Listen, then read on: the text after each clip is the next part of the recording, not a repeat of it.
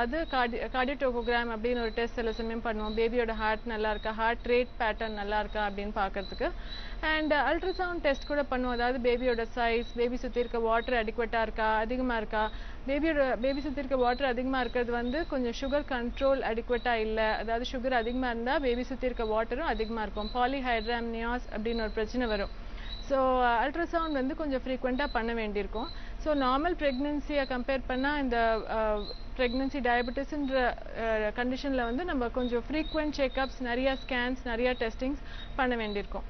இப்போது ப்ரெக்னென்சி கழிச்சு டெலிவரி அப்படின்னு நம்ம பிளான் பண்ணும்போது யூஸ்வலாக டயபெட்டிஸ் இருக்கிறவங்களுக்கு டெலிவரி வந்து லாஸ்ட் 1 or 2 வீக்ஸ் இருக்கும் போது யூஸ்வலாக டெலிவரி பிளான் பண்ணுவோம். அண்ட் டெலிவரி வந்து நார்மல் டெலிவரியா, சிசேரியனா, இன்டியூஸ் பண்ணுறதுன்றது ரொம்ப இண்டிவிஜுவல் டிசிஷன். அதாவது ஒரு பேபியோட பேஷண்ட்டோட பிளட் சுகர் லெவல்ஸ், பேஷண்ட்டோட அதர் காம்ப்ளிகேஷன், அதாவது பிபி ஏதாவது இருக்கா, அண்ட் வேறு ஏதாவது காம்ப்ளிகேஷன்ஸ் இருக்கா, அதே மாதிரி பேபியோட வெயிட் என்ன, பேபி சுற்றி இருக்க தண்ணி எவ்வளோ இருக்குது, பேபியோட மூவ்மெண்ட்ஸ் நல்லா இருக்கா, பேபியோட ஹார்ட் ரேட் பேட்டர்ன். ஸோ இதெல்லாம் நம்ம பேஸ் பண்ணி டெலிவரி யூஸ்வலாக பிளான் பண்ணுறது. சில சமயம் இன்டியூஸ் பண்ணுவோம், சில சமயம் பேபியோட வெயிட் அதிகமாக இருந்தால் டைரெக்டாக சிசேரியன் தான் ரெக்கமெண்டேஷன் இருக்கும். அந்த டிசிஷன் வந்து ரொம்ப இண்டிவிஜுவலாக இருக்கும். ஒருத்தரோட ப்ரெக்னென்சிக்கு தகுந்த மாதிரி, அந்த சிச்சுவேஷனுக்கு தகுந்த மாதிரி நம்ம டிசைட் பண்ணணும் டெலிவரி. இப்போது ப்ரெக்னென்சி டயபெட்டிஸ் இருக்கிறவங்களுக்கு நம்ம டெலிவரி பிளான் பண்ணும்போது சில காம்ப்ளிகேஷன்ஸ் எதிர்பார்ப்போம். அதாவது டெலிவரி டைமில் வந்து சில சமயம் டெலிவரி ஆயுதம் போட்டு டெலிவரி பண்ண வேண்டியிருக்கும், இல்லைன்னா ப்ரோக்ரஸ் ஆகலை லேபர்னா சிசேரியன் பண்ண வேண்டியிருக்கும். ஸோ இந்த பேபி டெலிவரி ஆனதுக்கப்புறம் பேபிக்கு சில காம்ப்ளிகேஷன்ஸ் எக்ஸ்பெக்ட் பண்ணுவோம். அதாவது ப்ரீதிங் ப்ராப்ளம் எக்ஸ்பெக்ட் பண்ணுவோம்.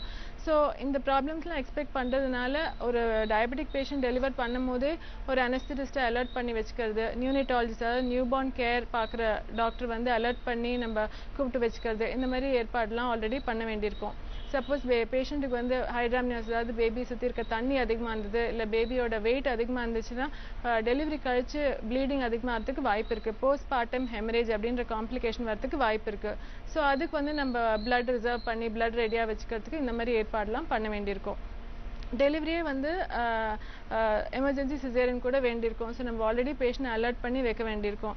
அண்ட் ஆஃப்டர் டெலிவரி வந்து பேபியோட ப்ரீதிங் ப்ராப்ளம் சில சமயம் வரலாம். ப்ரீதிங் ப்ராப்ளம்ன்றது வந்து அந்த சர்ஃபாக்டன்ட்ன்ற ஒரு கெமிக்கல் தான் பேபியோட ப்ரீதிங்க்கு ரொம்ப அவசியம். சர்ஃபாக்டன்ட்டோட லெவல் வந்து டயபெட்டிக் மதர்ஸில் கொஞ்சம் கம்மியாக இருக்கும். So as soon as the baby is born சில சமயம் ரெஸ்பிரேட்டரி டிஸ்ட்ரெஸ்ன்ற பிரச்சனை வந்து நியூபார்ன் கேரில் அட்மிட் ஆகிறதுக்கு தேவைப்படலாம்.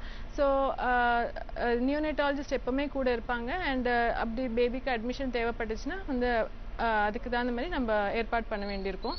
அண்ட் மோஸ்ட் இம்பார்ட்டன்ட் வந்து இம்மீடியட்லி போஸ்ட் டெலிவரி, எஸ்பெஷலி மதர்ஸுக்கு வந்து இன்சுலின் கொடுக்க தேவைப்பட்டுச்சு, இன்சுலின்ல இருக்காங்க மதர்ஸ்னால் இம்மீடியட்லி ஆஃப்டர் டெலிவரி பேபியோட சுகர்ஸ் வந்து கொஞ்சம் ஃப்ளக்சுவேட் ஆகும், கொஞ்சம் லோ சுகர்ஸாக ஆகும். இன்ட்ராயூட்ரன் கர்ப்பை உள்ளே இருக்கும்போது பேபி வந்து ஹை சுகர்ஸ்க்கு எக்ஸ்போஸ்டாக இருக்கும். ஸோ டெலிவரி கழிச்சு பேபியோட சுகர்ஸ் வந்து கொஞ்சம் லோ ஆகிடும்.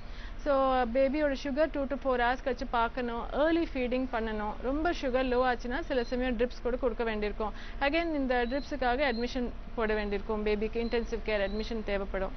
அண்ட் பேபிக்கு இன்னொரு காம்ப்ளிகேஷன் வந்து பாலிசைத்தீமியான்ற வந்து சுகர்ஸ் ரொம்ப அதிகமாக, ஹீமோக்ளோபின் ரொம்ப அதிகமாக இருந்ததுன்னா அதுக்கு ட்ரீட்மெண்ட் தேவைப்படும். இல்லைனா நியூபார்ன் ஜாண்டிஸ்ன்ற வாய்ப்பு கூட நார்மல் மதர்ஸோட பேபிஸ் கம்பேர் பண்ணால் டயபெட்டிக் மதர்ஸோட பேபிஸுக்கு நியூபார்ன் ஜாண்டிஸ் வாய்ப்பு ஜாஸ்தி. நியூபார்ன் ஜாண்டிஸ் இருந்தால் அதுக்கு ஃபோட்டோதெரப்பின்ற ட்ரீட்மெண்ட் கூட தேவைப்படலாம். அண்ட் இன்னொரு காம்ப்ளிகேஷன் எக்ஸ்பெக்ட் பண்ணது வந்து பேபியோட கால்சியம், மெக்னீஷியம் லெவல்ஸ்லாம் கொஞ்சம் ஆல்டர்டாக இருக்கும். ஸோ இதெல்லாம் மானிட்டர் பண்ணி அதுக்கு தகுந்த மாதிரி அதை கரெக்ட் பண்ணுறதுக்கு அகைன் இன்டென்சிவ் கேர் வேண்டியிருக்கும். ஸோ நம்ம டெலிவரிக்கு முன்னாலேயே மதர்ஸ் எஜுகேட் பண்ணி இந்த மாதிரி கேர் வேண்டியிருக்கோம் போஸ்ட் டெலிவரி அப்படின்னு நம்ம அலர்ட் பண்ணி வைக்கணும். டியூரிங் லேபர், அதாவது வலி வரும்போதே வந்து சுகர் லெவல்ஸ் நார்மலாக மெயின்டைன் ஆதான் half an hour to 1 hour once sugar monitor பண்ணணும். யூஸ்வலாக இமீடியட்லி போஸ்ட் டெலிவரி மதரோட சுகர்ஸ் வந்து நார்மலாக ஆகிடும். அண்ட் இனிமேல் இன்சுலின் எதுவும் தேவைப்படாது ஜெஸ்டேஷனல் டயபெட்டிஸ் மதர்ஸுக்கு. பட் ஞாபகம் வச்சுக்க வேண்டியது என்னென்னா ஆல்மோஸ்ட் 1/3 ஆஃப் தீஸ் பேஷண்ட்ஸ், அதாவது 10ல் 3 பேர் வந்து டெலிவரி கழிச்சு போஸ்ட் டெலிவரி டயபெட்டிக்காகவே இருப்பாங்க. ஸோ டயபெட்டிக்காக இருக்காங்களா இல்லை நார்மலைஸ் ஆகிடுச்சான்னு பார்க்கறதுக்கு கண்டிப்பாக ஒரு டெலிவரி கழிச்சு ஒரு 6 weeks to 12 weeks கழிச்சு திரும்ப ஒரு சுகர் டெஸ்ட் பண்ணி பார்க்கணும். ப்ரெக்னென்சி ஹார்மோன்ஸோட எஃபெக்ட் எல்லாம் ஒரு 6 வாரத்தில் போயிடும். அந்த எஃபெக்ட் போனதுக்கப்புறம் ஒரு 12 வாரத்தில் வந்து ஒரு டெஸ்ட் பண்ணி சுகர் நார்மலாக இருக்கான்னு பார்க்கணும். அது நார்மலாக இருந்தால் கூட every year one year once இல்லை 3 years ஒன்ஸ் சுகர் பார்த்து டயபெட்டிஸ் வருதா அப்படின்னு பார்க்கலாம். ஏன்னா இது ஒரு 1/3 or 1/2 of these patients later on in life, அதாவது 40-50 வயசுல வந்து அவங்களுக்கு அப்புறமா டயபெட்டிஸ் வரதுக்கு வாய்ப்பு இருக்கு. பிரெக்னன்சி டயபெட்டிஸ் வந்தா later on in life diabetes வரும். ஸோ இந்த பாயிண்ட் ஆஃப் வியூவில் வந்து அவங்க டயட் அட்வைஸ் கொடுக்கணும், எக்ஸசைஸ் அட்வைஸ் கொடுக்கணும். யாருக்கு வந்து இந்த மாதிரி sugar later on in life வரதுக்கு வாய்ப்பு ஜாஸ்தினா, அவங்க பாடி வெயிட் ரொம்ப அதிகமாக இருக்குது, இல்லைனா ப்ரெக்னென்சியில் சுகர் லெவல்ஸ் ரொம்ப அதிகமாக இருந்தது, இல்லை post pregnancy that is delivery கழிச்சு பார்க்குற சுகர் வந்து ரொம்ப அதிகமாக இருந்துச்சுன்னா, இந்த மாதிரி பேஷண்ட்ஸுக்கு வந்து later on in life middle ஏஜில் 50-60 இயர்ஸில் வந்து டயபெட்டிஸ் வரதுக்கு வாய்ப்பு இருக்குது. ஸோ நம்ம அலர்ட் பண்ணி அவங்களுக்கு டயட் அண்ட் எக்ஸசைஸ் அட்வைஸ் கொடுத்தா நம்ம வந்து இந்த காம்ப்ளிகேஷன் வந்து அவாய்ட் பண்ணலாம். நிச்சயமா வந்து ஒரு பிரெக்னன்சி டயபெட்டிஸ் வந்ததுன்னா அடுத்த பிரெக்னன்சியில் வரதுக்கு சான்சஸ் கொஞ்சம் அதிகமாகவே இருக்கு. ஸோ நெக்ஸ்ட் பிரெக்னன்சி பிளான் பண்ணுறதுக்கு முன்னால் சில ப்ரிகாஷன்ஸ் அண்ட் கேர் எடுத்து சுகர் நார்மலைஸ் பண்ணிவிட்டு அதுக்கப்புறம் அந்த பிரெக்னன்சி டைம்லேயே நம்ம சுகருக்காக ரொம்ப கேர்ஃபுல்லாக மானிட்டர் பண்ண வேண்டியிருக்கும். இப்போ நம்ம பிரெக்னன்சி டயபெட்டிஸ்ன்ற கண்டிஷனை வந்து கம்ப்ளீட்டாக அவாய்ட் பண்ணலாமான்னு கேட்டிங்கன்னா டெஃபினட்டாக முடியாது. இது பார்ட்லி ஜெனட்டிக் ப்ராப்ளம், அதாவது உடம்புல வந்து இன்சுலின் லெவல்ஸ் உற்பத்தி ஆகிற தன்மை கம்மியாக இருக்கிறதுனால வர ப்ராப்ளம். கம்ப்ளீட்டாக நம்ம ஜெனட்டிக் ப்ராப்ளம்ஸ் அவாய்ட் பண்ண முடியாது, பட் சான்சஸ் வந்து கொஞ்சம் கம்மி ஆக்கலாம்.